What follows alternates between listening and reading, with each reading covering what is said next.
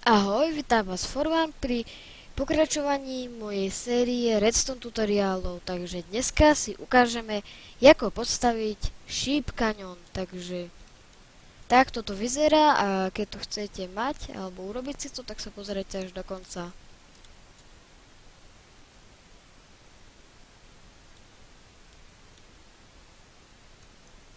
Áno, rozprchne to šipy veľmi ďaleko a keď ste v kreatíve, tak to je veľmi účinná napríklad proste je to na zábavu veľmi dobré a keď chcete vedieť, jak sa tu stavia, nejdem to stavať pred vami, idem vám to iba ukázať, takže počkajte, keď sa mi tu vysunie, tak urobíte si 3x13 blokov dlhý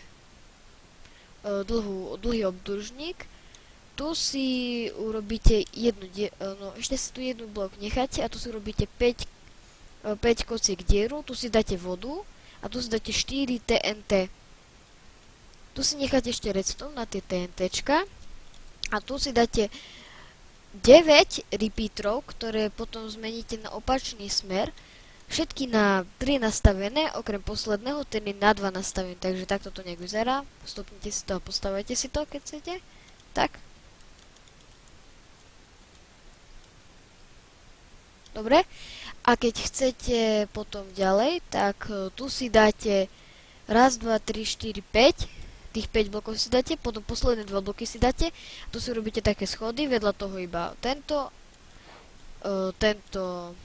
lepkavý piest a na to si dáte už iba blok, takže je to jednoduché. Tu si dáte 4 TNTčka, tu si nastrieľate šipy, takže ja si to urobím, takže si tu urobím opakovač. A jedno ďalej, tak. Ja tu dám dispenser a opakovač, aby to išlo rýchlo, aby ste tu nemuseli čakať, vy si to môžete kľudne lukom nastrieľať, keď chcete. Takže ja to odporúčam týmto, keď ste v kreatíve. Je to rýchlejšie. Takže takto.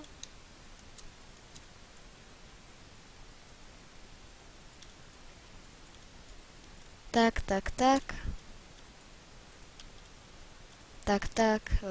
Lalalak.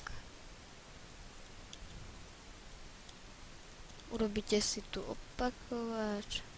Ten som použil aj tam na generátor dymu. Áno. A tu som ho tiež použil, takže tu si dáte šipy a nech vám to tam nastrieľa. Tak. Počkajte si, kým vám to tam nastrieľa šipy. Dobre, nechám to tak. Ja si tu zatiaľ pripravím TNT.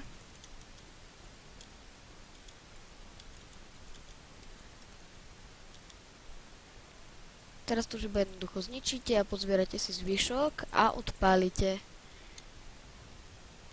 Dajte pozor, aby ste neskakali, aby ste tých šipy nezobrali, keďže to strieľate dispenzerom.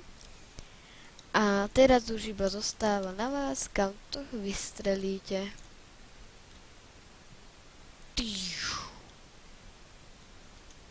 Takže takto to vystrelili šipy. Je to dobré napríklad, keď hrajete nejakú mapu a ako obranu hradu a také, len je to trochu väčšie. Tak toto som vám chcel dneska ukázať a uvidíme sa v ďalšom dieli. Čaute.